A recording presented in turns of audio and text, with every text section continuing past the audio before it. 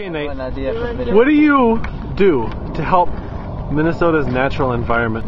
What do I do to help Minnesota's natural environment?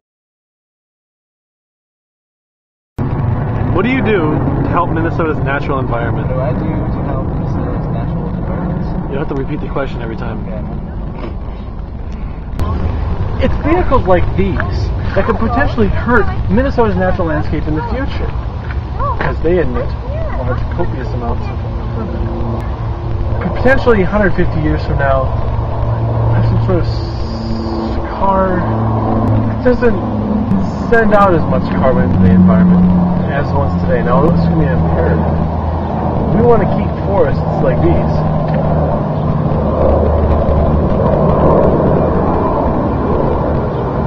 Then we're going to have to fix the way we live on a day-to-day basis. Maybe cars like that, or like this, will be able to have less carbon emitted from them. There are ways that you can improve your gas mileage and decrease your carbon footprint and help Minnesota's natural environment for the next 150 years. In honor of Minnesota's 150th celebration, aka sesquicentennial.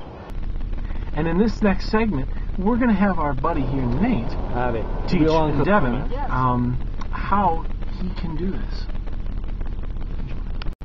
So, to help your gas mileage, there are certain driving habits that you can work on. Okay? Accelerating lightly.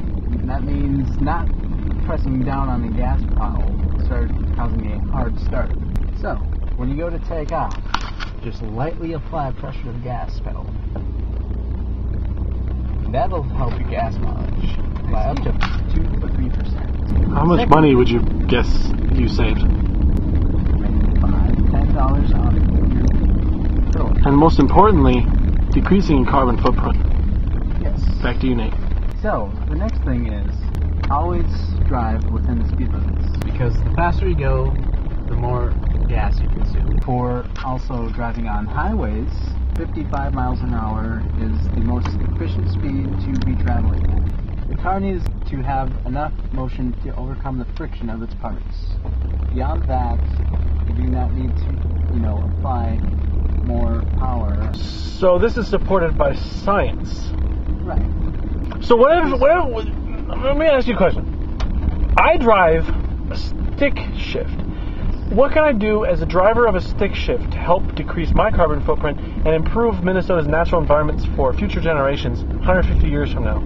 Well, I'm glad you asked that, because stick shifts so happen to be more efficient than the automatic transmission. First is when you go to shift, pay attention to your tachometer. The tachometer on a manual car is usually located next to the speedometer.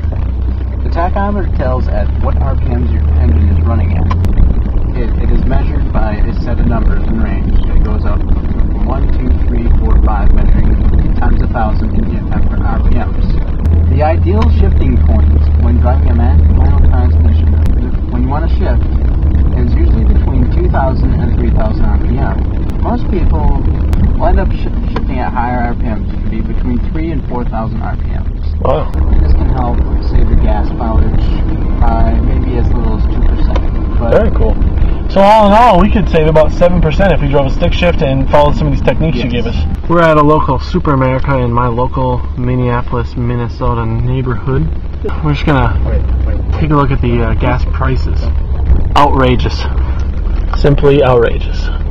Do you think you will implement? Yes. I do. A lot. And what particular method will you choose to utilize to help reduce your carbon footprint in order to help Minnesota's natural future 150 years from now?